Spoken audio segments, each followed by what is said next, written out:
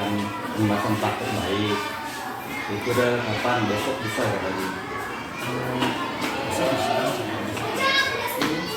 Ya, kalau besok saya minta izin beberapa menit lah, saya juga mengajak guru-guru, semualah guru yang sempat lah. Besok saya akan mengadakan penyimbasan praktek budaya positif Pak.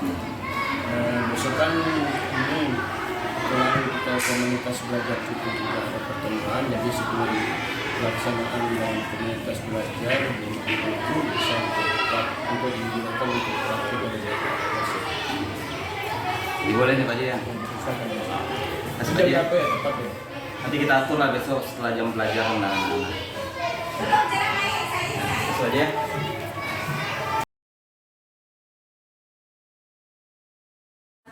Bismillahirrahmanirrahim. Assalamualaikum warahmatullahi wabarakatuh. Alhamdulillah rabbil alamin, wassalatu wassalamu ala asrofil anbiya wal mursalin sayyidina Muhammad wa ala alihi wa sahbihi ajmain. Yang kami hormati Bapak Haji Rahman selaku Kepala SDN 4 Sungai Kakap, Ibu Sandra selaku Ketua Komunitas Belajar SDN 4, Bapak Ibu Dewan Guru yang kami hormati.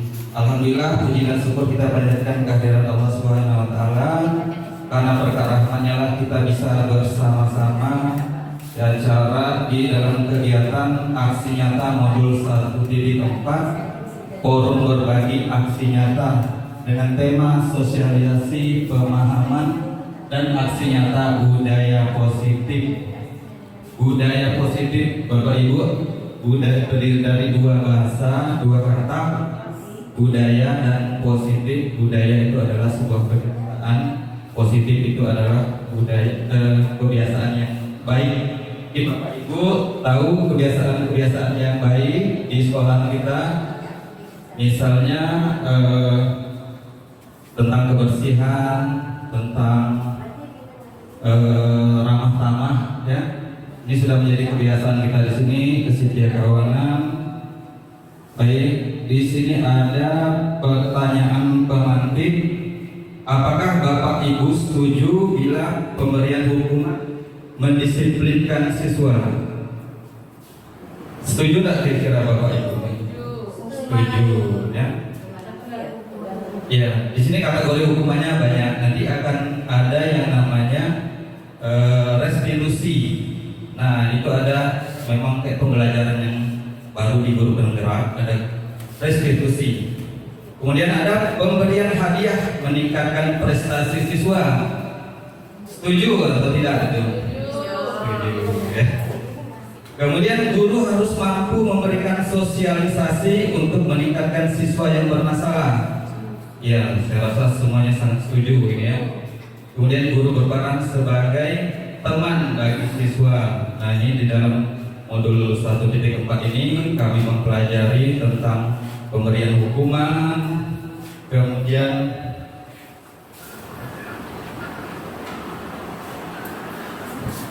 pemberian hadiah, kemudian ada mampu memberikan solusi guru sebagai teman bagi siswa.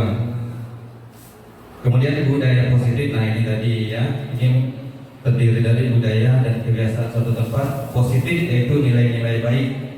Materi yang akan saya jelaskan hari ini disiplin positif dan nilai-nilai kebajikan universal. Kemudian yang kedua teori motivasi, hukuman, penghargaan dan restitusi. Nah, keyakinan kelas ini yang kita terapkan itu biasanya peraturan kelas, kemudian kesepakatan kelas, ya. Nah, sekarang ini berubah menjadi keyakinan kelas, di mana keyakinan kelas ini dibuat oleh seluruh warga sekolah. Kemudian kebutuhan dasar manusia dan dunia berkualitas. Nanti saya akan memberikan contoh-contoh kasus. Nah, di situ kita akan menelaah sama-sama mempelajarinya. Kemudian ada 5 posisi kan kontrol, kemudian segitiga restitusi. Nah, lanjut ke disiplin positif dan nilai-nilai kebajikan universal. Saya minta guru-guru tadi cari pasangannya satu orang, berdua ya. Jadi satu orang peran mengepalkan tangan, kemudian yang lain yang guru satunya lagi berperan untuk berusaha membuka kepalan tangannya, di mana kepalan tangan tadi itu adalah sesuatu yang sangat berharga yang harus dijaga oleh guru tersebut. Dan guru satunya ini berusaha membuka kepalan tangan tersebut dengan cara-caranya sendiri. Boleh dengan cara merayu atau memberikan upah atau mungkin memaksa ya. Mungkin saya minta waktu 30 detik. Silakan cari pasangannya. Ibu Tuti sama Bu Ati ya. Pak Umam boleh sama siapa? Pak Saul tadi mana? WC. Nah, mungkin beberapa orang saja. Mungkin silakan. Boleh berdiri, boleh. Biar sama siapa? Boleh sama Pak Umam pun boleh. Sama Pak Haji pun boleh. Di situ pun boleh, di situ tidak maju boleh. Nah, silakan berdiri. Usaha. Waktunya 30 detik. Berusaha membuka tadi ini 30 detik. Silakan merayu atau memaksa mungkin.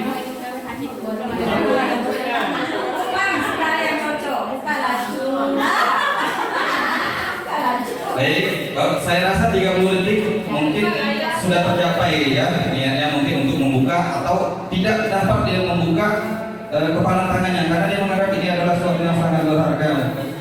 Dia jaga.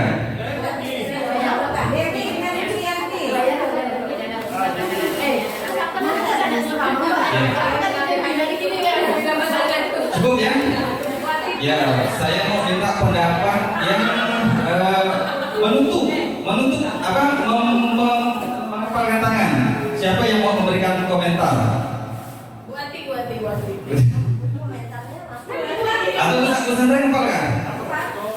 Silakan. Mungkin tanggapannya di mana, Bu? Apakah Ibu ini bersedia membuka tangan setelah dirayu? Alasannya kenapa tidak ingin membuka dan alasannya kenapa kalau ingin membuka? Tidak akan saya buka. Karena kalau mau saya buka, tidak akan saya kepal. Karena saya kepal, saya tidak mau memberinya kepada orang sembarangan dan tak mau orang lain tahu. Ya, dirayu orang. Ini dengan ada almarhum bapak saya. Baik, itu adalah tanggapan dari Ibu Sandra. Yang siapa tadi membukanya? Ani. Bagaimana pendapatnya Bu? Ani, apakah berhasil? Caranya gimana Mbak? Apakah Mbak dirayuannya kurang bagus atau gimana? Saya mau buka dari kata, saya rayu-rayu di sana atau hasil. Mungkin kurang kencang. Kalau saya yang terlalu banyak gitu. Baik, saya rasa semua sampel aja ya, 2 orang saja ya. Baik, ini saya mengibaratkan seorang guru ya, seorang guru dan seorang siswa, di mana seorang siswa adalah posisinya mengepal tangan ya. Seorang guru hanya bisa mengarahkan, kamu harus jadi anak yang seperti ini dengan cara seperti ini, dengan berbagai cara. Bisa jadi dengan ancaman, kalau kamu ini seperti ini bisa nggak naik kelas atau dipanggil orang tuanya ya.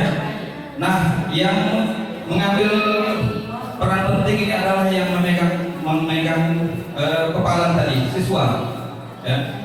Jadi dia sebenarnya dia itu tidak dikontrol ya Bapak Ibu ya. Dia hanya membuka keinginan dia. Saya ini mau atau enggak ya. Dia bisa saja mengatakan mau di depan ibu-ibu, bapak-bapak, tetapi pada saat dasarnya dia menolak ya. Dari situlah kita mempelajari tentang penekanan karakter ya. Di pembelajaran kurikulum Merdeka ini yaitu menekankan karakter. Bisa kita lihat ya di masjid-masjid itu anak-anak begitu imamnya Allahu Akbar dia Ya, mengapa dia itu tidak ada yang memandang dia merasa tidak ada yang mandang, ya. Yang orang tua yang dia ribut boleh, setelah itu dia kabur kemana-mana, dia merasa tidak ada yang mandang, ya, karena memang kesadarannya kurang. Atau mungkin kita, ya, atau mungkin saya juga waktu mengendarai sepeda motor, lihat lampu merah tidak ada polisi kiri kanan, atau tengah malam tidak ada yang ngawasi, terobos saja, ya. Nah itu bukan karena memang tidak takut peraturan, karena memang dari kesadaran, ya. Saya semenjak sudah kena razia sudah tidak berani lagi terobos gitu, ya. Intinya guru hanya bisa membuatkan peraturan bagaimana siswanya lagi. Ibaratkan guru ini, kalau menurut Ki Hajar Dewantara, guru itu adalah ibaratkan petani, ya, petani dan padinya, ya, siswa itu padinya.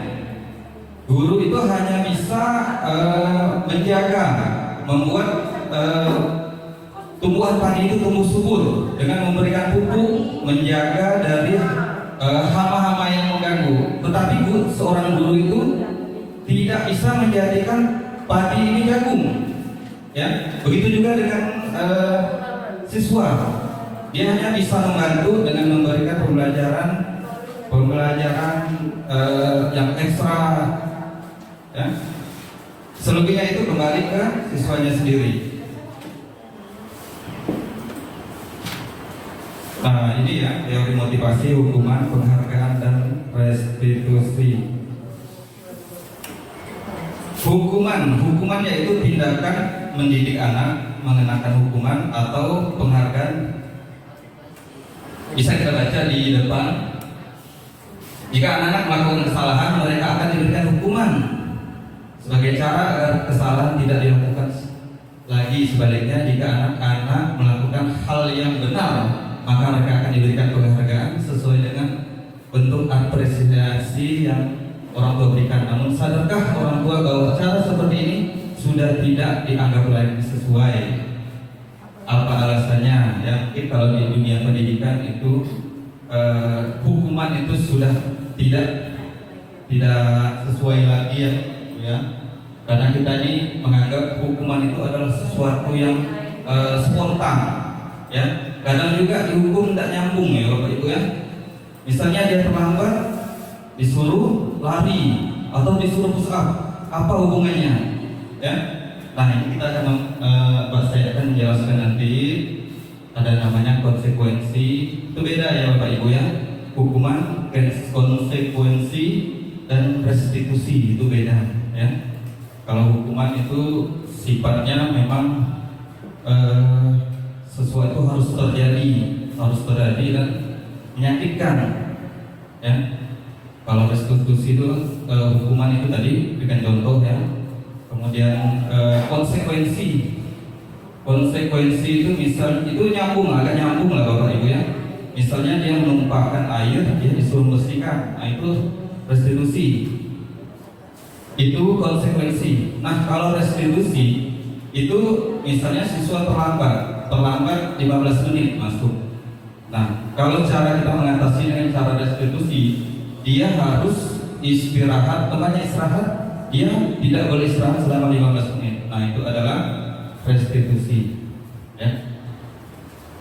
Ini adalah restitusi, adalah proses menciptakan kondisi baik bagi murid untuk memperbaiki kesalahan mereka sehingga mereka bisa kembali kepada kelompok mereka dengan karakter yang lebih kuat menurut dosen 2004. Restitusi juga merupakan proses kolaboratif yang mengajarkan murid untuk mencapai solusi untuk masalah mereka dan membantu murid berpikir tentang orang-orang seperti apa yang mereka inginkan dan bagaimana mereka melakukan orang lain. Baik Bapak Ibu, mungkin ada yang mau bertanya.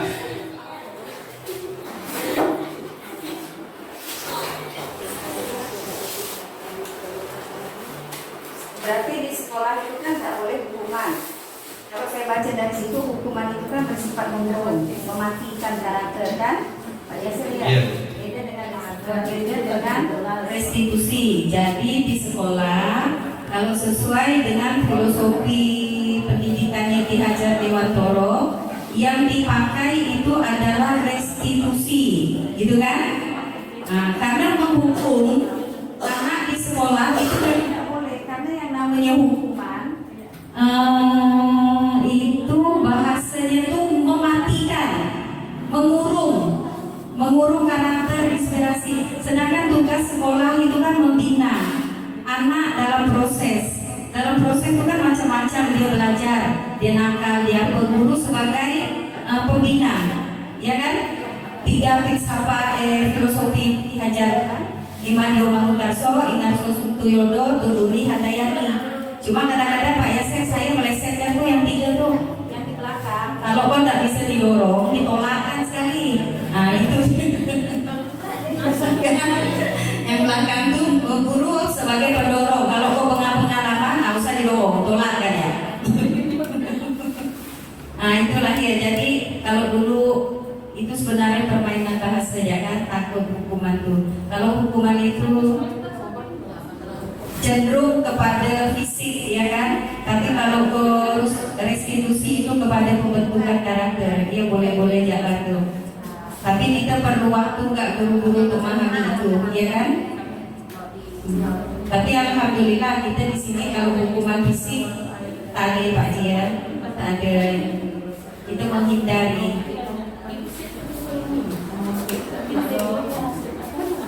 Baik, terima kasih. Pertanyaan dari Bu Sandra ya, atau membantu memberikan masukan.